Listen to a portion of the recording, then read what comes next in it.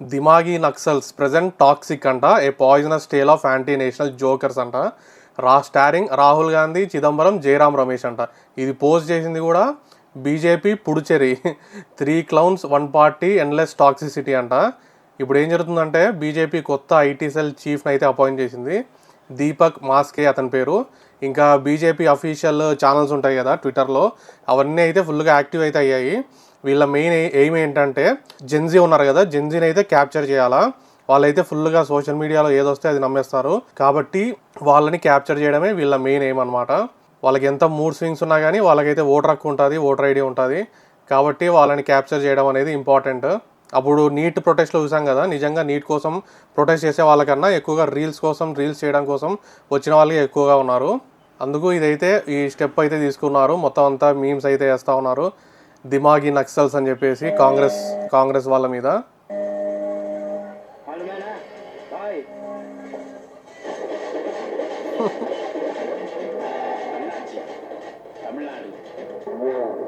మొత్తం తెలంగాణ, ఆంధ్రప్రదేశ్, మహారాష్ట్ర అన్నీ అయితే జాయిన్ అయినాయి. ఎక్కువగా యాక్టివ్గా ఉండేది BJP Goa.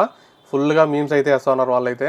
Next Forbes India దాని పేజ్ మీద అయితే అల్లు అర్జున్ అయితే ఫీచర్ అయ్యాడు మెయిన్ ఫ్రంట్ పేజ్లో. దీని తర్వాత ఈ ఇన్స్టా మాట్లాడేమో big day for Allu Arjun fans అంట, ఇది ఒకటి పెట్టినాడు. అసలు వీడు ఇంత ఓపెన్గా ఇలా ట్రాల్ చేయగలుగుతా ఉన్నాడు ఇన్స్టా మాట అన్నది తెలియట్లే.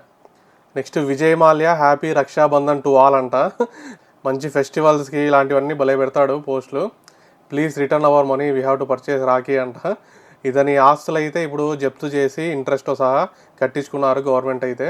నెక్స్ట్ రణబాలి October 16th అయితే రిలీజ్ అవుతుంది. దీనికి కన్నడ ఫ్యాన్స్ అయితే మేము ఫుల్గా యాంటీ చేస్తాము, మీరు మా టాక్సిక్ని బాగా ఫ్లాప్ చేశారు, మేము కూడా మీ సినిమాస్ అన్ని ఫ్లాప్ చేస్తామంటా ఉన్నారు. Waiting for it to release in Bengaluru, can't wait to give 1 out of 10 అంట. ఇతను ఎవరో అమిత్ అంట. ఇంకో పక్క టాక్సిక్ రివ్యూస్ ఇచ్చిన వాళ్ళ మీద లీగల్ యాక్షన్ అయితే తీసుకుంటా ఉన్నారంట యష్ టీం వాళ్ళు, టాక్సిక్ టీం వాళ్ళు. Next Prashanth Rangaswamy got legal notice from the name is Yash and KVN production for Toxic review. I thought he is all macho in real life as well. Looks like he is just another rich and influential person అని ఇలా కొంతమందికి అయితే legal నోటీసులు అయితే పంపారంట toxic team వాళ్ళు. Next ఇంకో పక్క toxic ఏమో ఫస్ట్ డే 150 crore ప్లస్ అయితే కలెక్ట్ చేసింది. అది హైప్తో వచ్చిన కలెక్షన్స్ అవి. హిట్ టాక్ వచ్చింటే ఇంకా ఎక్కువ కలెక్ట్ చేసేది, కానీ ఇప్పుడు నెగిటివ్ టాక్ అయితే వచ్చింది కాబట్టి అది తగ్గుతూ వస్తుంది. వాళ్ళు 2000 crores అనుకున్నారు, అంత అయితే రాదు, కష్టం. 500 crores 600 crores అయితే రావడం మ్యాక్సిమం, అది కూడా కష్టమే. నెక్స్ట్ దీని పేరు ఫిన్లే అంట. దీనికి గిన్నీస్ వరల్డ్ రికార్డ్ ఉంది, most tennis balls held in the mouth అని. ఒకేసారి 6 balls అయితే ఇది నోట్లో పెట్టుకోగలుగుతుందంట. దీనికైతే గిన్నీస్ వరల్డ్ రికార్డ్ అయితే ఇచ్చారు.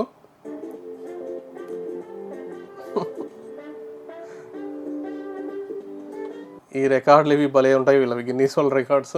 నెక్స్ట్ ట్రాన్స్ఫార్మర్స్ మూవీలో ఆప్టిమస్ ప్రైమ్కి వాయిస్ ఇచ్చిన అతను పీటర్ కల్లన్, ఈయన అయితే చనిపోయారు.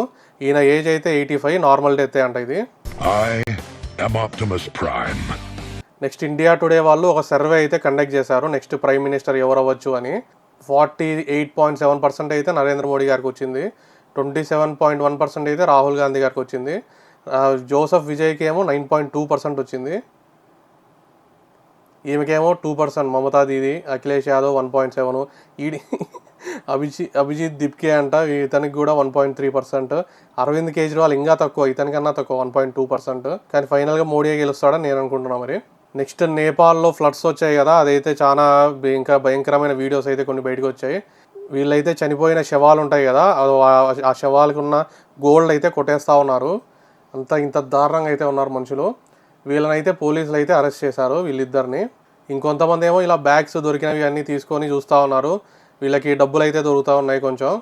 ఇదన్నా పర్లే కానీ మరి ఆ శవాల మీద గోల్డ్ తీసుకోవడం అనేది చాలా క్రూయల్ అసలు. ఇంకొంతమంది ఏమో ఇలా దొరికిన చేపల్ని పట్టుకెళ్తూ ఉన్నారు. మరి అక్కడ ఫ్లడ్స్ వచ్చేసి వాళ్ళ ఇళ్ళన్నీ కొట్టుకుపోయాయి కదా, కనీసం ఫుడ్ కోసం ఉంటుంది అది. నెక్స్ట్ సద్గురు గారు కూడా ఏడుస్తూ ఒక వీడియో అయితే పెట్టారు. ఇషా ఫౌండేషన్కి చెందిన వాళ్ళు 80 members అయితే మిస్సింగ్ అయ్యారంట.